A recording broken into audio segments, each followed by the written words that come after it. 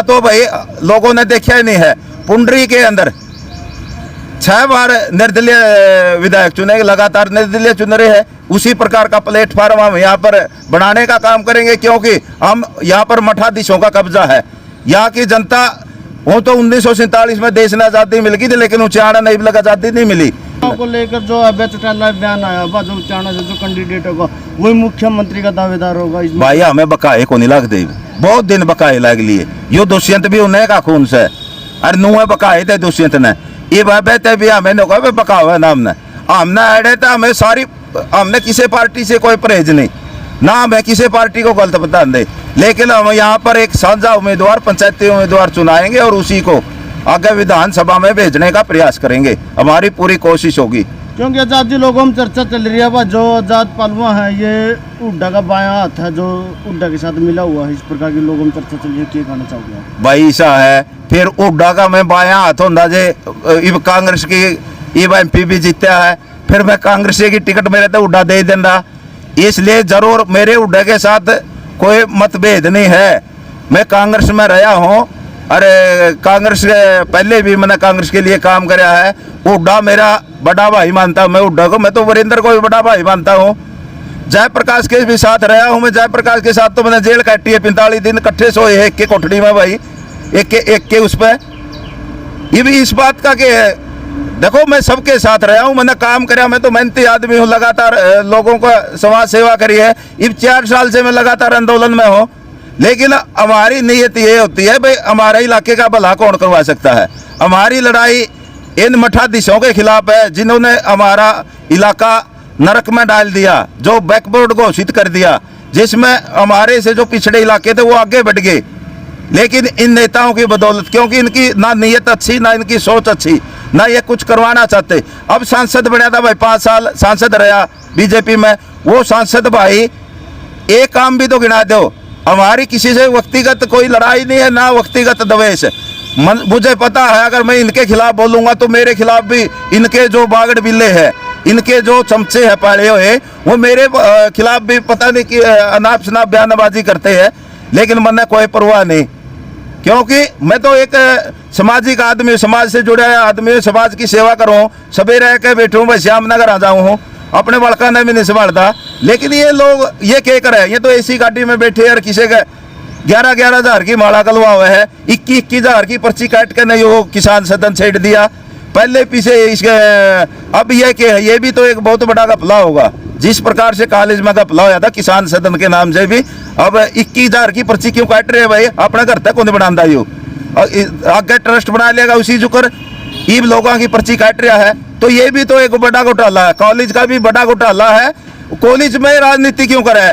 अगर वो कॉलेज में अगर उसमें थोड़ी भी इंसानियत बची है, कॉलेज में मीटिंग क्यों ले हुआ है? कॉलेज को पढ़ाई के लिए हुआ है, राजनीति का अखाड़ा बना रखा है। कॉलेज क्यों अखाड़ा बना रखा है राजनीति का?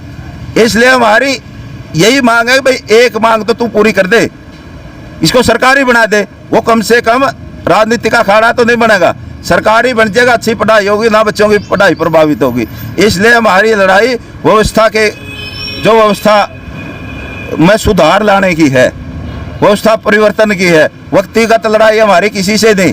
वक्त इनका नाम हम इसलिए लेते कि 50 साल से कब्जा इन्हीं का रहा है। और उन भाइयों को भी कहना चाहते हैं हमारे पे सवाल ना पूछो, वो उल्टे हमारे पे सवाल पूछ रहे हैं। सवाल पूछो वीरेंद्र सिंह परिवार से, विजेंद्र पे पूछो, दुष्यंत चौटाला पे पूछो, जो यहाँ से सांसद विधायक रहे हैं उनसे सवाल पूछो। लेकिन वो इनके पिछलग्गू है, वो सवाल हमारे से करते हैं। एक मठाधीश का कभी अपनी पत्नी को विधायक बना लेता है, कभी अपने बेटे को सांसद बनवा लेता है और खुद केंद्र में मंत्री बन जाता है, लेकिन लोगों के लिए क्या करवाता है ये देखिए ना। इसलिए उस परिवार का कब्जा है। दूसरा परिवार, एक परिवार और आ गया, वो भी मठाधीश है। इन्हीं दोनों परिवार आपस में साठ-गांठ रखते हैं, एक बार वो और एक बार वो। इसी से हमने पीछा छुटवाने के लिए ये मजबूत प्लेटफार्म बनाया है। इसलिए सभी भाइयों को हम कहना चाहते हैं कि इस मजबूत प्लेटफार्म पर आप आइए और अपना आगे का योग्य उम्मीदवार चुनने का काम कीजिए। आजाद जी, आपने योग्य उम्मीदवार तो कह दिया, लेकिन जो उच्चारण तो बहुत सारे जो इलेक्शन के टाइम आते हैं वहाँ पर बड़े बड़े मुख्यमंत्री के नाम लेके यहाँ पर इलेक्शन लड़े जाते हैं। एक तो आप एक योग्य उम्मीदवार का आम आदमी ने उठाओ, इसमें कुछ असर नहीं पड़ेगा? यही तो हमारा दुर्भाग्य है। कि यहाँ पर मुख्यमंत्री के नाम से चुनाव लड़े गए, ना तो भाई मुख्यमंत्री बना, ना उन्होंने मुख्यमंत्री से कोई काम लिया। इसलिए हमें मुख्यमंत्री का उम्मीदवार नहीं चाहिए, हमें तो ऐसा उम्मीदवार चाहिए। हमें हमारी जो लड़ाई लड़कन है, हमारी जो समस्या, हमारी समस्या आके डकलैट से एक माइनर निकाला जाए, जिसका पानी सुदकन हेड में, थुआ हेड में पड़े, जिससे 30 गाँव को नहरी पानी मिलेगा और 30 गांव में उसका फायदा होगा सिंचाई का। उसके अलावा ऊपरगामी रेलवे पुल बना है, यो बस स्टैंड कंडम घोषित कर रखा था, बड़ी मुश्किल से इस पर काम शुरू करवाया, इस बस स्टैंड को चालू करवाने का काम करे। यहाँ पर खेल स्टेडियम बना है, यहाँ पर सरकारी कॉलेज बना है, यहाँ पर साफ पानी पीने का लोगों को मिले। क्षेत्र थुआ के अंदर जब बारिश ज़्यादा होती है तो खेतों में पानी भर जाता है, एक समुद्र बन जाता है, घर खराब हो जाते हैं, वहाँ पर एक ड्रेन की निकासी की जाए। ये जो मूलभूत समस्याएं हैं हमारी, इनको जो पूरा करवाओगा तो उसको जो विधानसभा में हमारी आवाज उठाओगा। लेकिन इनने जो मुख्यमंत्री का तो नारा दे देते हैं, दुष्यंत ने भी क्या करा था, यही तो कहा था मैं मुख्यमंत्री बनूंगा। वो हमारी बतौर डिप्टी मुख्यमंत्री तो नहीं बना, लेकिन डिप्टी सीएम बना। उसने एक काम भी नहीं करवाया, जो हमारी मांग थी, मुख्य मांग थी, वो तो एक काम भी नहीं करवाया। गुरुकुल खेड़ा की है, उसको यूनिवर्सिटी का दर्जा दिया जाए। तो इस प्रकार की बहुत सारी मांगे हैं जो उनको पूरा करवाने का काम करे, इनने तो प्रयास भी नहीं करे।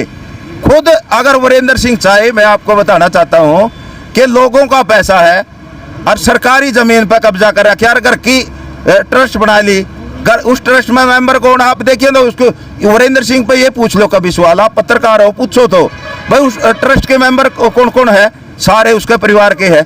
घर की प्रॉपर्टी बन गई, दादा लाई प्रॉपर्टी उसने बना ली, लोगों का पैसा लग रहा। अमरेंद्र सिंह से ये कहना भाई उसने सरकारी तो बना दे, उसे ने सरकारी बना दे, तू एक काम तो उसे का किसी पे नहीं पूछना, उसने उसकी हल्दी लग दी नहीं फटकड़ी, रंग चोखा है जगह नू तो कह दे सरकारी बना दिया मैंने, लेकिन वो सरकारी ये नहीं बना सकता क्योंकि वो 200 करोड़ की प्रॉपर्टी है। इसलिए ये परिवार त्याग नहीं करते। अगर उसमें कोई थोड़ी ही भी मानसिकता हो, थोड़ी ही भी उसमें अपनापन हो लोगों के प्रति, भाई सरकारी बनाओ इस कॉलेज ने। लेकिन अब उसमें 72,000 रुपये तो फीस है, एडमिशन फीस सरकारी होगी तो कम पैसों से बच्चों की पढ़ाई होगी। इसलिए ये मठाधीश बने हुए हैं और ये लड़ाई हमारी मठाधीशों के खिलाफ और बीजेपी के खिलाफ है। इसलिए हम योग्य उम्मीदवार, तो हमारा तो यही नारा है। लास्ट में मैं ये कहूँगा, जय जवान जय किसान, हम लड़ेंगे और जीतेंगे। चलो भाई, आपने जात पालवा जी के विचार सुने, और भाई आपकी भी क्या राय है, सभ्य कमांड के जरिए अपनी प्रतिक्रिया जरूर दे और वीडियो को ज़्यादा शेयर करें। तब तक के लिए वंदे मातरम, जय हिंद, जय जवान जय किसान। 16 मिनट की बन गई।